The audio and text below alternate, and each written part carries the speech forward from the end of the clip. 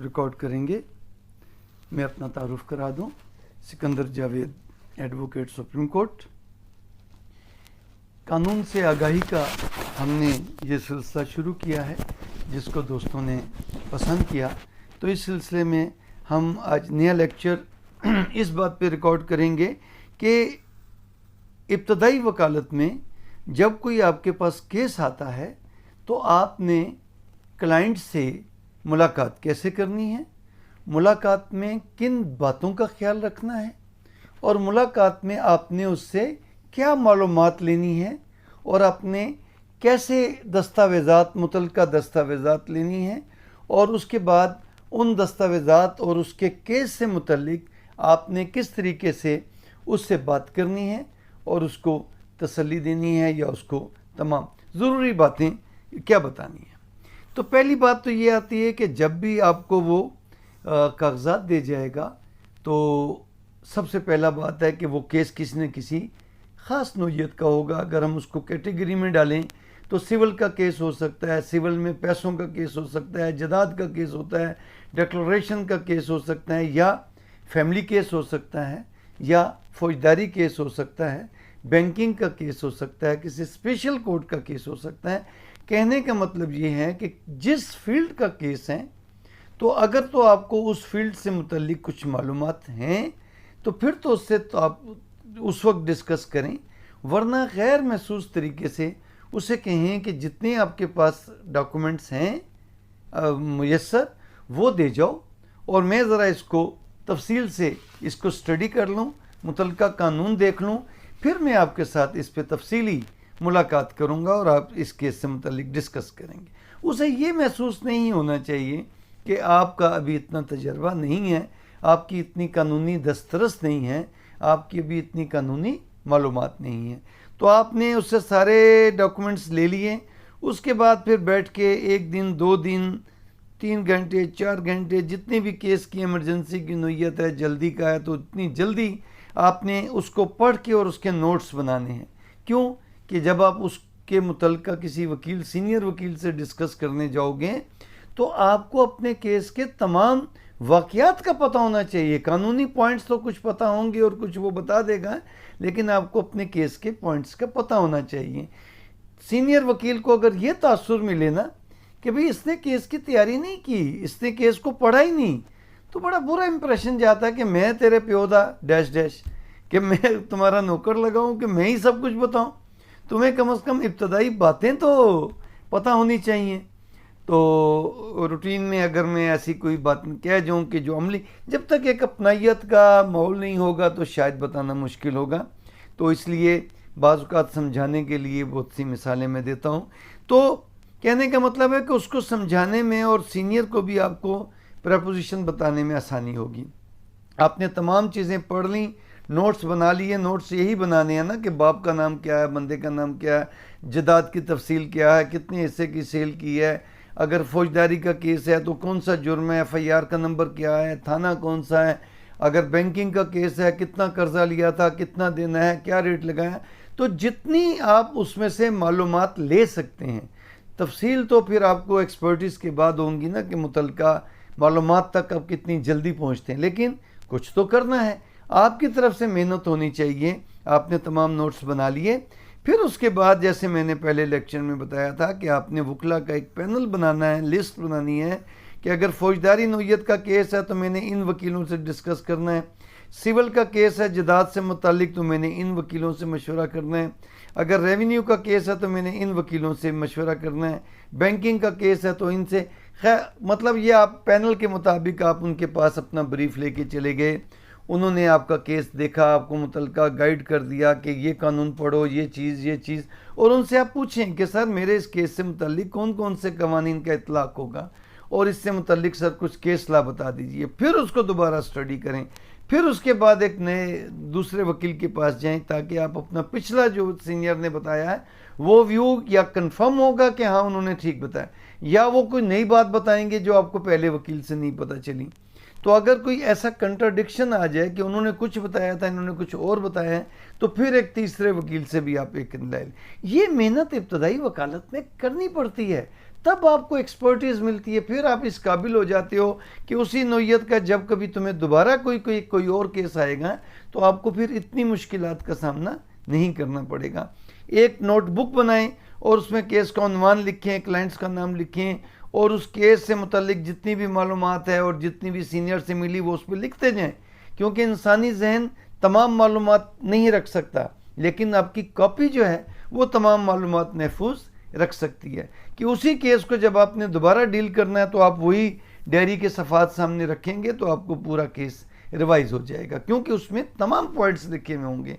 तमाम पॉइंट्स वाक़यात और कानून के आप ज़बानी याद नहीं रख सकते, और अगर आपको इतनी यादाश्त है भी सी अल्लाह ने दी है तो ये होगी बात। उसके बाद फिर आप दोबारा मीटिंग रखें। अब आप तैयार हैं, आपको मालूमात मिल गई है, कानून भी मिल लिया, कानून आपने पढ़ भी लिया है। अब आप क्लाइंट से कहें कि भाई इतने बजे आप मेरे दफ्तर आए। आप याद रखें कि क्लाइंट को कभी भी कचहरी में ना मिलें, अपने घर की बैठक में मिलें, और अगर आपका अपना दफ्तर नहीं है तो बेशक दफ्तर में बुला लें, अपने घर की बैठक में बुला लें। अगर दफ्तर है तो दफ्तर में बुलाएं और बाकायदा टाइम के मुताबिक आप उसका लिफाफा और उसका मुतल्लिका कानून आप टेबल पे रखें, ताकि उस पर इम्प्रेशन पड़े कि आप उसी का केस तैयार कर रहे हैं। और उसके बाद फिर आप उससे डिस्कस करें, टाइम दे के आएँ। और इंटरव्यू में जब क्लाइंट से इंटरव्यू करें तो अपने आप ख़ुद ज़्यादा मत बोलें, पहले उसकी सुने, पूरे वाक़यात सुने और नोट्स लेते जाएं।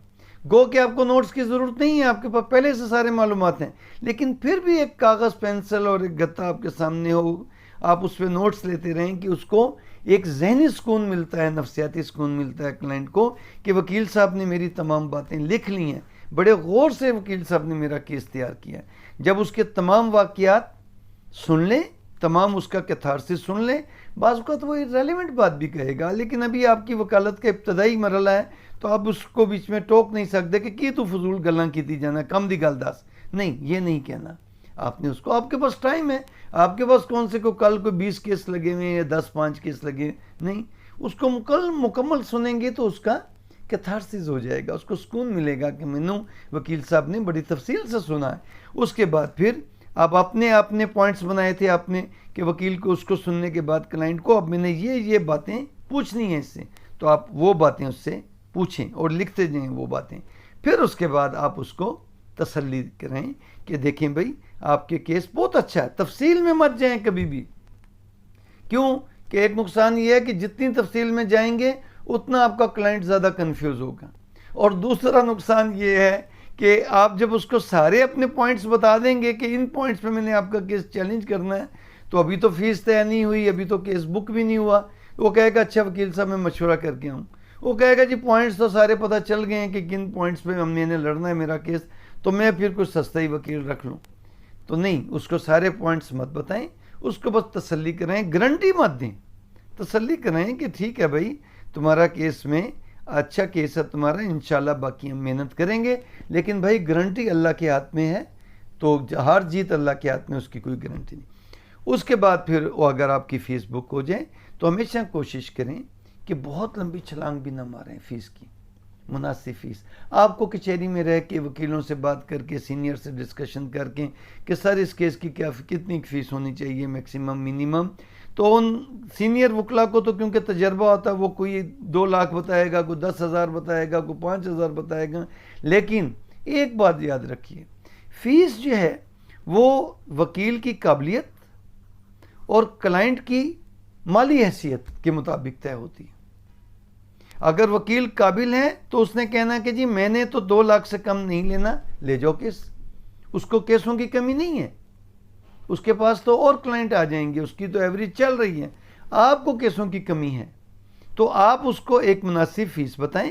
और उसके बाद देखो भाई रूटीन में तो वकील इतनी फ़ीस लेते हैं और मैं भी इतनी, लेकिन चलें तुम्हारे साथ कोई कर लेते हैं मेहरबानी, तुम कितनी अफोर्ड कर, वो कम से शुरू करेगा, आप ऊपर से नीचे आएँ, वो नीचे से ऊपर आएगा, तो दरमियान में जहां आप समझें कि भी मुनासिब फ़ीस है, मुझे केस भी चाहिए, अभी मेरी ऐसी स्टेज नहीं आई कि मैं इनकार करूंगा तो मेरे मुँह मांगी फ़ीस देगा, तो आप उससे फ़ीस तय करें। उसके बाद केस पे मेहनत करें, इतनी मेहनत करें, हर बार मेहनत करें, आपको बार बार मेहनत की ज़रूरत है। तो क्लाइंट के सामने डिटेल से डिस्कस मत करें, लेकिन तमाम उससे मालूमात हासिल करें। और जितने भी आपको मज़ीद पहले वो डॉक्यूमेंट दे गया था, अब आपको सीनियर से डिस्कशन के बाद पता चला है कि ये डॉक्यूमेंट भी ज़रूरी हैं, तो उसको कहें कि ये डॉक्यूमेंट आपके पास हैं तो पहुंचाएं। अगर उनकी कहीं से नकूल मिल सकती हैं तो वो नकूल लेकर आपको पहुंचाए। वो नहीं ले सकता, आप कहीं से हासिल कर सकते हैं, पब्लिक डॉक्यूमेंट है, तो आप अपने उसे अलग खर्चा बताएं कि किसी बंदे के ज़िम्मे लगाना पड़ेगा। तो ये तमाम डॉक्यूमेंट्स जब आपके पास होंगे तो आपको केस तैयार करना आसान हो जाएगा। तो ये वकील को उसको जो है इंटरव्यू में गलत तासुर नहीं जाना चाहिए कि आपको कानून का या आपको तजर्बा नहीं या आपको इस फील्ड का वो नहीं। तो इसलिए पहले उससे डॉक्यूमेंट्स ले लें, तैयार करें, 2-3 सीनियर से मशवरा करें, फिर उसके साथ तफसीली इंटरव्यू करें कि पहले उसको तफसील से सुनें, फिर उसके बाद अपनी मालूमात लें, फिर उसके बाद उसको तसल्ली दें, लेकिन उसको बहुत ज़्यादा डिटेल में ले जाने की ज़रूरत नहीं। फिर उसके बाद अपने केस। आपको ये लेक्चर कैसा लगा हमें ज़रूर फीडबैक दीजिएगा, और हमारे इस चैनल को सब्सक्राइब भी कीजिए और दोस्तों को शेयर भी कीजिए। और अपने सवालात केस से मुतल्लिक हों कि इस्लाह से मुतल्लिक हों, कोई भी मशवरा हो वो हमें ज़रूर फ़ोन कर लें आप मुझे इस नंबर पे, या हमें कमेंट्स करें, उसमें सवाल पूछें, तो हमें खुशी होगी आपका जवाब देने में और आपका जवाब तलाश करने में। और हम आपको इंशाल्लाह एक दूसरे के साथ मिलकर यूं ही इस सिलसिले को चलाते रहेंगे। अपनी दुआओं में याद रखिएगा। बहुत बहुत शुक्रिया।